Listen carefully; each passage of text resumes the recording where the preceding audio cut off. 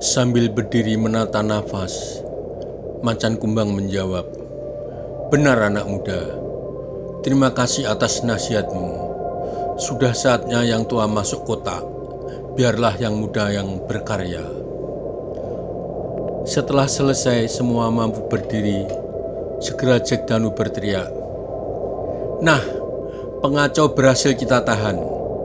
Seterusnya hukuman terserah pada Raja Samaratungga yang kini berada di sini.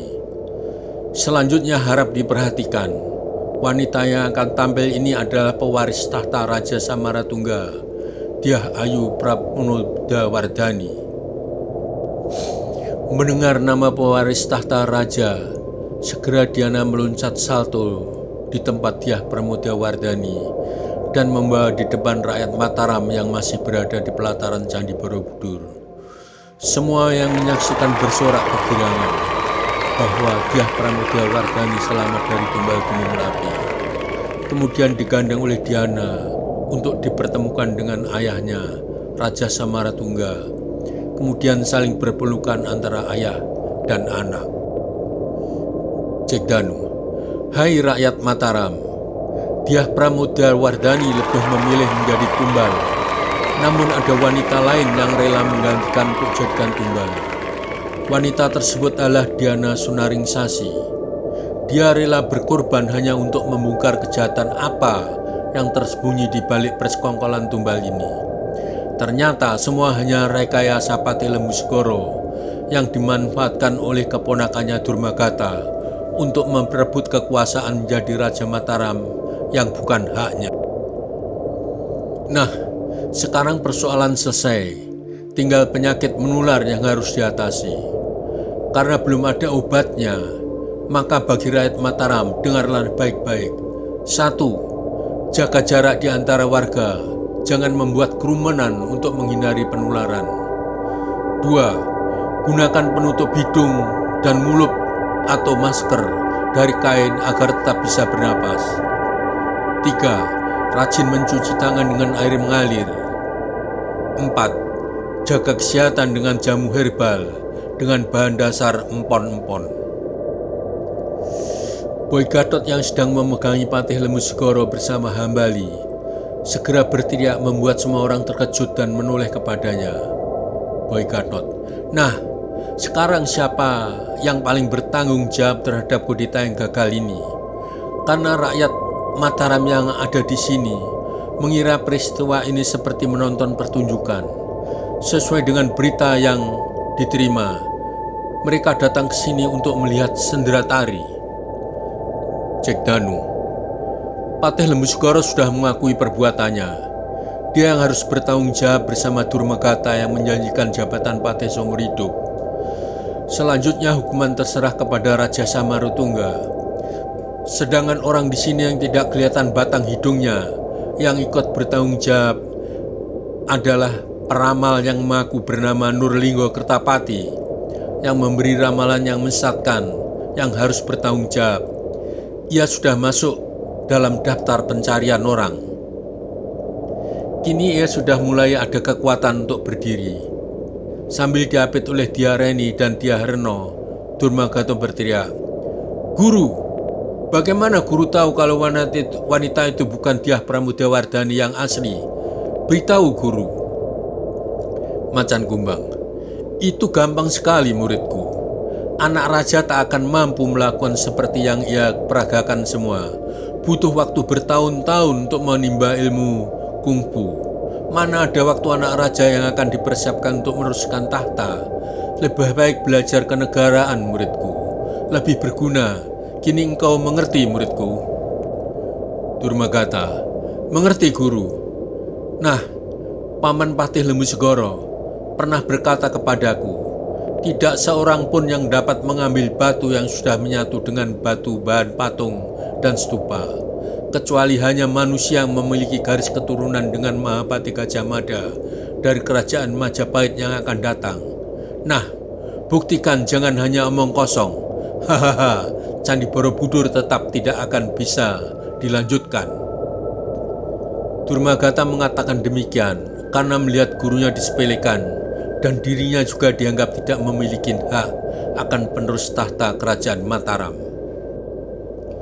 Patih Lemusukara yang masih lemas sengaja tidak dikembalikan jalan darahnya oleh Diana Sunaringsasi agar tidak melarikan diri atau berbuat lain di luar kontrol, menjawab, "Benar, keponakanku, hanya manusia yang memiliki darah keturunan Gajah Mada yang mampu melakukan agar semua orang tahu bahwa pembangunan Candi Borobudur tetap tidak akan bisa dilanjutkan.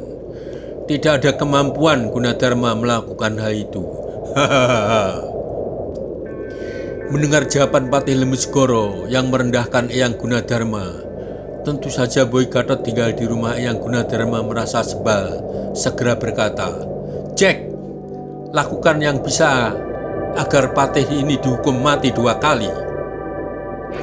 Tentu saja semua orang yang mendengar tertawa. Mana ada orang dihukum mati sampai 2 kali? Sekali aja sudah mati.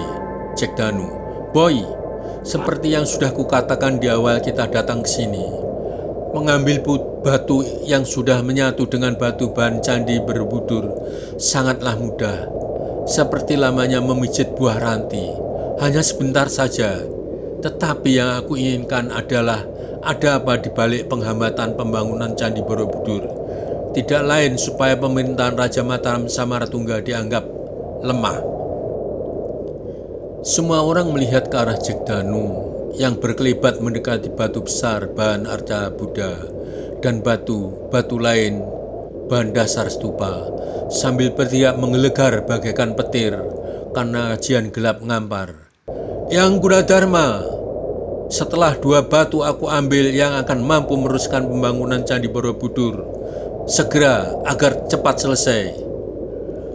Berkata demikian, Jack Danu sambil menempelkan tangannya guna menyedot kembali batu biji dakon ke satu yang menyatu dengan batu besar, kemudian beralih ke batu lain guna menyedot batu biji dakon yang kedua. Sungguh pemandangan yang langka. Begitu baju biji dakon beralih ke tangan Jack Danu, kini nampak batu besar seperti saat sudah hampir dipahat menyerupai patung Buddha, dan batu-batu yang lain menyerupai stupa yang hampir selesai. Rakyat Mataram yang menyaksikan bersorak-sorai tanda bersukacita untuk yang kedua kalinya. Sementara Patih Lemusukara tertunduk lesu, tidak menyangka Jack Danu adalah memiliki darah keturunan dari Patih Gajah Mada. Maka pantas mereka mengejar ke Mataram melalui lorong waktu. Begitu pula Durmagata tertunduk lesu. Semua terbukti yang sudah tak dapat mengelak lagi. Raja Samaratungga, "Rakyat Mataram, kini semua sudah berakhir. Aku minta semua membubarkan diri, pulang ke rumah masing-masing dengan tetap menjaga jarak agar penyakit jangan sampai cepat menular." Atas perintah rajanya, maka mereka membubarkan diri dengan bersukacita, menyaksikan drama nyata yang tidak pernah ada lagi, dengan harapan Candi Borobudur yang merupakan kebanggaan Rakyat Mataram sepanjang masa akan segera dapat diselesaikan. Ada pertemuan, ada perpisahan. Kini keadaan semakin sepi, hanya tinggal orang-orang yang memiliki kepentingan, seperti Panglima Perang Mataram Brotoseno Jodipati yang sedang mendata banyaknya prajurit yang menyerahkan diri dalam kudeta yang gagal, para pendaki Gunung Semeru dan Raja Samaratungga beserta para pengawalnya, juga Putri Dyah Pramodawardhani, penerus tahta ayahnya. Pada kesempatan itu, segera Dyah Reni dan Dyah Reno mendatangi Boy Gatot dan Hambali yang baru saja menyerahkan tawanan Patih Lemusukara kepada Panglima Perang Mataram Brotoseno Jodipati. Kemudian Dyah Reno menggamit pinggang Boy Gatot seraya berkata, "Bagaimana kabarmu, Prawoto? Ternyata kamu pun juga menggunakan nama samaran." Boy Gatot, "Oh, kamu ya Reni? Tidak, itu namaku. Nama lengkapku Boy Gatot Prawoto Sunardi. Kalau aku mengenalkan diri, nama lengkapku, pasti kamu susah untuk mengingat, bukan? Lagi pula kamu juga susah memanggilku. Sementara kamu memanggil nama lengkapku, aku sudah berjalan jauh. Tentu aku tidak dapat mendengarkan panggilanmu. Hahaha.